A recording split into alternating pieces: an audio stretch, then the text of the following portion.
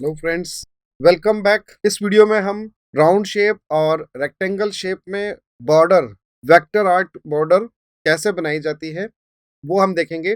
तो उसके लिए हमें कुछ क्लिप आर्ट की ज़रूरत पड़ेगी जिसको कि हम यूज़ कर सकते हैं उस बॉर्डर में। तो चलिए, सबसे पहले तो मैं एक फ्रेम बनाता हूँ कोई भी साइज़ की। जैसे 6x8 का अगर फोटो बनाना है, 6x8 का जो है, तो उसके चारों तरफ मुझे बॉर्डर देनी है। तो इसको मैं डुप्लीकेट करूंगा ऐसे, या फिर मैं कंटूर टूल, जो कि मैंने पिछली वीडियो में बताया है, कंटूर टूल की हेल्प से इसकी बॉर्डर ऐसे इक्वली क्रिएट कर सकता हूँ। अब ये जो बॉर्डर बनी है, इस बॉर्डर को मैं ब्रेक अपार्ट करता हूँ ताकि दोनों लाइनें मुझे अलग अलग चाहिए। ये अलग चाहिए और ये अलग चाहिए, ताकि मैं इसको इसके साथ में ट्रिम कर सकूं। ट्रिम करने पर क्या होगा, ये एक अलग हो जाएगा बिल्कुल बॉर्डर, और ये बॉक्स ये अंदर का ये अलग हो जाएगा। हम इसमें क्या करते हैं कि जैसे मैंने बताया था, कंट्रोल F11 ग्लिप्स को यूज करने के लिए यहाँ पे कुछ क्लिप आर्ट्स पड़े हैं, इनको हम यूज कर सकते हैं। प्लस से यहाँ से मैं इसमें आ, ये यूज करता हूँ, ये वाला, इसको मैं यूज करता हूँ। ठीक है, इसको हम क्या करते हैं, डुप्लीकेट करते हैं, रिपीट करते हैं, और एक फ्रेम बना लेते हैं। इसको फ्रेम पर अप्लाई कर देते हैं। प्लस करेंगे, जैसे मेरे को ये साइज वगैरह देखना है तो मैं यहाँ से स्टार्ट करते हुए इसका साइज इतना लेता हूँ, ये इस तरह से। प्लस करेंगे, कंट्रोल ऑल्ट के साथ में इसको डुप्लीकेट करेंगे। इन दोनों को आपस में मैं ऐसे मिला लेता हूँ, ऐसे। और मिलाने के बाद में वेल्ड करेंगे इसको, ऑब्जेक्ट, शेपिंग, वेल्ड, इन दोनों को फॉन्ट से हट के एक कर्व्ड ऑब्जेक्ट में बना लिया है। ये एक वेक्टर आर्ट हो गया। मैं इसके अंदर के कलर को नन करके आउटलाइन ऑन कर सकता हूँ। यहाँ से राइट क्लिक से मैं कलर चेंज कर सकता हूँ। मुझे कलर अगर रेड चाहिए इनसाइड में, आउटलाइन आउटसाइड नहीं चाहिए, तो मैं ऐसे प्रेजेंट कर सकता हूँ। ठीक है। दूसरा, साथ ही साथ में मैं चाहता हूँ ये कि कुछ और भी शेप यहाँ पे ऐड हो जाएं। जैसे ये लिया एक सर्कल, इसको रिपीट करेंगे, यहाँ रखेंगे, इसको रिपीट करते हुए इन दोनों को ग्रुप करेंगे, और प्लस करते हुए हॉरिजॉन्टल मिरर करते हुए इसको ऐसा एक शेप दे देंगे। ये हमने नीचे के ऊपर की तरफ बनाया है, ठीक इसी तरह से नीचे भी हम वैसा ही पैटर्न ऐसा बनाएंगे। तो जो एक्स्ट्रा जो सर्कल है मैं यहाँ से डिलीट कर देता हूँ। ये सेलेक्ट किया हमने एरो टूल से, और कंट्रोल की से मैं इसका अदर पार्ट सेलेक्ट करना चाहूँ तो ऐसा सेलेक्ट कर सकता हूँ। ये एक पैटर्न मैंने बनाया। इसको पूरे को ग्रुप कर देते हैं। ग्रुप करने के बाद में मुझे यहाँ तक चाहिए, ये यहाँ तक। तो यहाँ तक लाने के लिए मैं इसको क्या करता हूँ, इसको यहाँ से यहाँ राइट क्लिक करते हुए, लेफ्ट क्लिक से ड्रैग करके राइट क्लिक से डुप्लीकेट करता हूँ इमीडिएट, और कंट्रोल डी। तो थोड़ा बाहर चला गया, तो हम क्या करेंगे, इसको रीसाइज करेंगे। कहाँ तक, जहां तक हमारी ये लाइन जा रही है यहाँ तक इसको हम ऐसे लाइक दिस रीसाइज करेंगे। ग्रुप कर देंगे, सेंटर लाइन करेंगे सी करके, जो बैक ऑब्जेक्ट है उसके अकॉर्डिंग। अब हम आते हैं, इसको बॉटम में लगाना है। प्लस करेंगे, वर्टिकल मिरर करेंगे और ड्रैग करेंगे कंट्रोल शिफ्ट के साथ, स्ट्रेट मूव होगा नीचे की तरफ। इसको यहाँ पे प्लेस कर देंगे। अब बात आती है वर्टिकल बॉर्डर की, तो हम इसी को डुप्लीकेट करते हुए 90 डिग्री रोटेट करेंगे, फ्लिप करेंगे हॉरिजॉन्टल वर्टिकल, और थोड़ा सा ऐसे नज ऑफसेट की से। दूसरा हम ये करेंगे कि यहाँ जो बाकी एरिया रह गया है इसको भी हम ऐसे डुप्लीकेट करते हुए कंट्रोल डी, कंट्रोल डी। अब अगर कंट्रोल डी में करूंगा तो ये गलत हो जाएगा। इसको थोड़ा सा हम स्ट्रेच कर सकते हैं। कहाँ तक, यहाँ तक। ज्यादा गैप ना हो तो हम हल्का फुल्का ऐसे स्ट्रेचिंग कर सकते हैं। प्लस करेंगे, हॉरिजॉन्टल मिरर करेंगे, और यहाँ पे प्लेस कर देंगे। अब इन कॉर्नर्स की बात आती है, आप चाहें तो कॉर्नर जैसा मर्जी है वैसा बना सकते हैं। मैं यहाँ पे सर्कल ले सकता हूँ, सर्कल के थ्रू बना सकता हूँ इन कॉर्नर्स को, और इन दोनों के बीच में इस तरह से प्लेस कर लेता हूँ। सर्कल का कलर चेंज करना चाहें कलर चेंज कर सकते हैं। इसमें कुछ वेरिएंट दिखाना चाहें इसका, मैं यहाँ पे चेंज कर लेता हूँ इसको 45, आउटलाइन नन, थोड़ा बढ़ा देते हैं, plus duplicate, change colour, and circle plus करते हुए, डुप्लीकेट करते हुए, ये मैंने एक तैयार किया है इस ऑब्जेक्ट को। अब ये जो चीज है इसे मैं प्लेस करूंगा अदर कॉर्नर पे, सेम पोजीशन पे आना चाहिए, तो इसको प्लस करेंगे, शिफ्ट के साथ आउटर बॉर्डर को सेलेक्ट करते हुए हॉरिजॉन्टल मिरर कर देंगे। तो चूंकि बॉर्डर जो अपनी बनी हुई है, रेक्टेंगल जो शेप बना हुआ है वो सेम साइज का है, मिरर करने पर कुछ भी चेंजेस नहीं होगा, ऑब्जेक्ट भले ही मिरर होगा लेकिन वो सेम पोजीशन पे होगा। और जो दूसरा ऑब्जेक्ट हमने इसके साथ में सेलेक्ट कर रखा है वो उस अपोजिट कॉर्नर पर सेम प्लेस पर आएगा जिस प्लेस पर वो राइट साइड में है या लेफ्ट साइड में है। ठीक इसी तरह से हम बॉटम में भी ऐसा करेंगे कि इन दोनों को सेलेक्ट करेंगे, प्लस करने के बाद में आउटर बॉर्डर सेलेक्ट करते हुए शिफ्ट के साथ इसको वर्टिकल मिरर करेंगे, तो एग्जैक्ट उस पोजीशन पे ये डुप्लीकेट होते हुए प्लेस हो जाएगा। ये इस प्रकार से हमारी एक बॉर्डर बन जाएगी। इस बॉर्डर में जो भी कलर देना चाहें वो कलर हम दे सकते हैं, आइदर ब्लैक, गोल्डन, ऑरेंज, जैसा भी कलर देना चाहें वो हम यहाँ से चूज कर सकते हैं। तो मैं जैसे ब्लैक बॉर्डर में या थोड़ा सा 90% ब्लैक में इसको मैं क्या करता हूँ, शो कराता हूँ गोल्डन कलर को, इन सभी को मैं गोल्डन कलर में कन्वर्ट कर देता हूँ। तो गोल्डन कलर करने के लिए मैं पहले ऑरेंज कलर लेता हूँ यहाँ से, और सियान मेजेंटा येलो के जो कलर व्यूवर्स ऑप्शन है इससे मैं इसकी प्रॉपर्टी में 30% मेजेंटा और 100% येलो रखता हूँ। इससे एक गोल्डन कलर का फील आ जाएगा। अब बाकी कलर जो अब हमने ये बनाया है तो इसके अंदर चेंज करना है, तो ये नीचे हमारी फाइल की कलर पैलेट ओपन हो जाएगी और उसमें ये ऐड हो जाएगा, तो इनको इंडिविजुअल ऐसे कलर चेंज कर लीजिए। तो ये कलरफुल वेक्टर आर्ट बॉर्डर बनाने का तरीका है। तो यहां से हम कलर चेंज कर देंगे, आउटलाइन नन करते हैं इसकी, कारण अब इस फ्रेम में इसके अंदर ये जो बॉक्स है, इस बॉक्स में अभी जो आउटलाइन मैंने नन की है वो कुछ इस तरह से दिख रही थी, इसको आउटलाइन को वापस मैंने ऑन कर दिया है। इसमें हम पावर क्लिप करेंगे इमेज को। इमेज हमारे पास कुछ भी हो सकती है, जैसे यहां से मैं ले लेता हूं क्लिप आर्ट में से कोई भी इमेज ले लेता हूं, जैसे ये इमेज लिया मैंने, इसको मैं इंपोर्ट कर लेता हूं। अब देखिए इंपोर्ट करने के बाद में जितना हमारा फ्रेम का साइज है वहां तक इमेज को लिया जाएगा। Shift page up and page down से अरेंज होता है ऑर्डर। तो अब देखिए कि ये जो इमेज है इस फ्रेम से बाहर जा रही है, तो हम क्या करेंगे, इसको पावर क्लिप करेंगे ऑब्जेक्ट मेन्यू में जाते हुए, और जो रेक्टेंगल हमने शेप बनाया हुआ था इनर साइड का उस रेक्टेंगल में पावर क्लिप कर देंगे लाइक दिस। तो ये हो गया एक बॉर्डर। F9 से मैंने इसको प्रीव्यू किया है देखने के लिए कि कैसा लग रहा है। थोड़ा सा व्हाइट लाइन एक ऊपर की तरफ दिखाई दे रही है, वो क्यों है, इस वजह से हम इसको थोड़ा सा आउट करके देखते हैं कहाँ है ये गड़बड़। ये यहाँ पे, क्योंकि इमेज जो है इस पावर क्लिप्ड ऑब्जेक्ट में है लेकिन थोड़ा सा बाउंड्री से नीचे की तरफ है, मैं इसको ऊपर की तरफ ले लूंगा। अब नीचे की तरफ देखते हैं, कुछ नहीं है, ओके डन।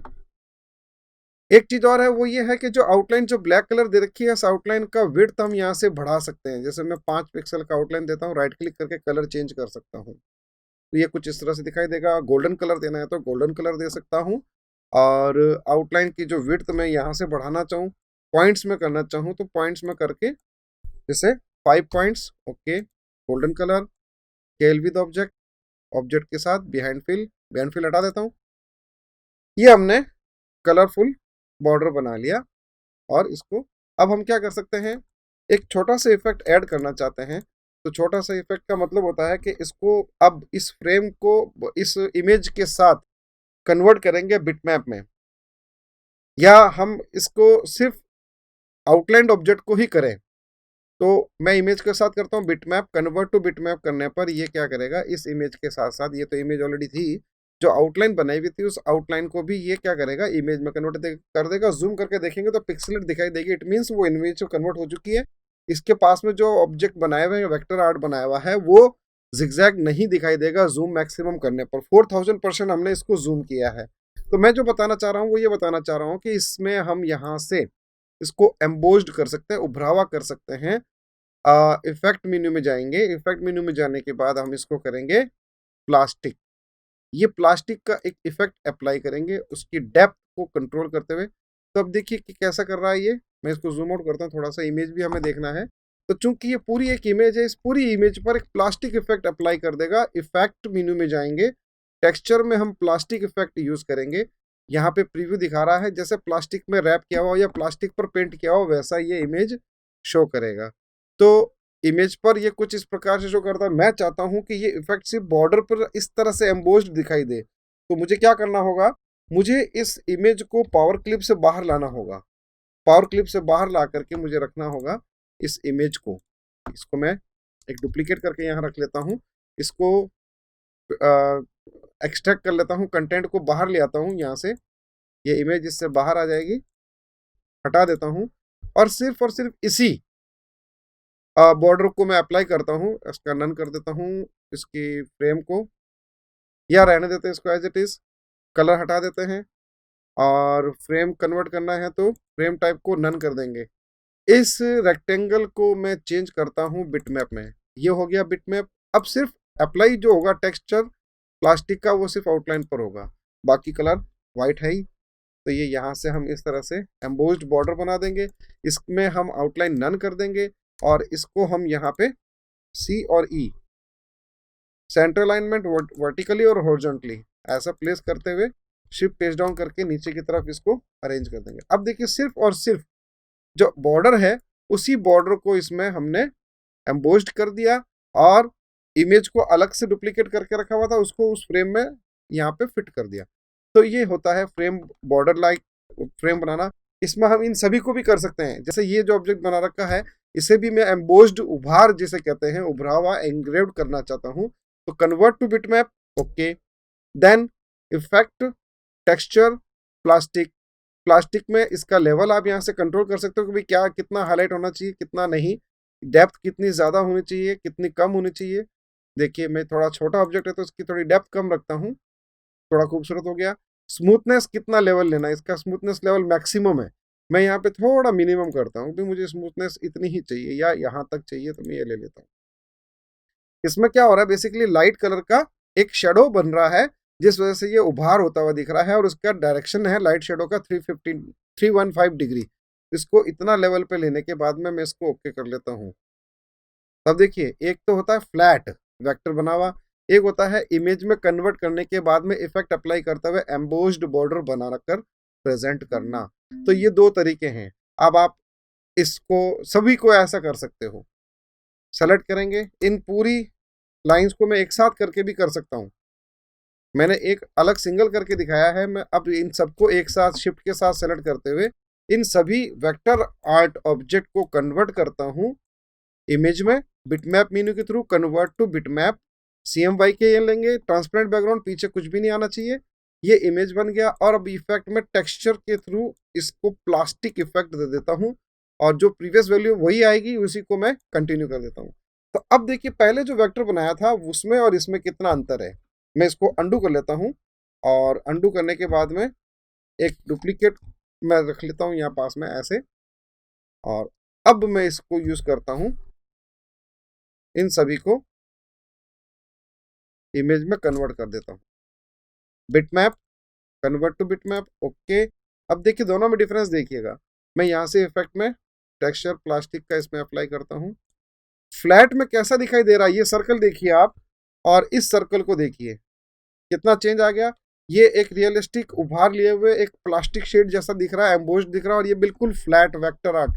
दोनों में फर्क यही है कि ये वेक्टर आर्ट है और ये अब इमेज है, और दोनों में फर्क अब क्या आ रहा है, जितना ज्यादा जूम करेंगे और वेक्टर आर्ट बिल्कुल भी पिक्सेलेट नहीं होगा, जबकि ये इमेज जो है ये पिक्सेलेट हो जाएगी। तो इसका लेवल यहाँ तक है, जो साइज हमने बनाए 6x8 इंचेस वहां तक ये बिल्कुल खराब नहीं होगी। इससे ज्यादा बड़ा अगर हम करेंगे, जूम करने पर ही हमें पता लग रहा है, तो ज्यादा बड़ा करने पर इसकी साइज से बड़ा करने पर इसकी इमेजेस के कलर्स पिक्सेल्स हो जाते, फट जाते हैं, पिक्सेलेट हो जाती है।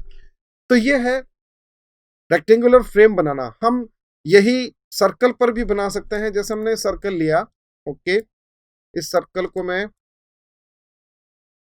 यहाँ लेता हूँ। अब मुझे सर्कल मोड में दिखाना है ऐसी फ्लावर को, तो कंट्रोल F11 से ग्लिप्स ओपन करूंगा, यहां से मैं ये चीज यूज करूंगा इसको। अब वही तरीका इसी को मैं यूज कर लेता हूँ, प्लस इस बार मैं इसको ऑपोजिट करता हूँ लाइक दिस, ऐसा ऑपोजिट कर लेता हूँ और इन दोनों को इस तरह से मैं मिला लेता हूँ, आपस में इतना मिला लेता हूँ। और मिलाने के लिए क्या करेंगे, वेल्ड करेंगे। ऑब्जेक्ट मेन्यू में जाके दोनों को सेलेक्ट करते हुए वेल्ड कर देंगे। वेल्ड करने के बाद में अब और भी जैसे मैं कुछ चेंजेस करना है तो मैं यहाँ, मेरे पास प्लेस है, स्पेस है, तो इस जगह पर मैं ये ऐड कर लेता हूँ, सेंटर लाइन कर लेता हूँ इन दोनों के, आउटलाइन नन। और भी अगर हम कहीं लिखना चाहें, देखना चाहें तो वो कर सकते हैं। मैं यहाँ ऐड कर देता हूँ थोड़ा छोटा, एक इधर और दूसरा इधर। Okay, select group. इस पूरे को, ग्रुप को मैं इसके चारों तरफ राउंड शेप में अप्लाई कराना चाहता हूँ।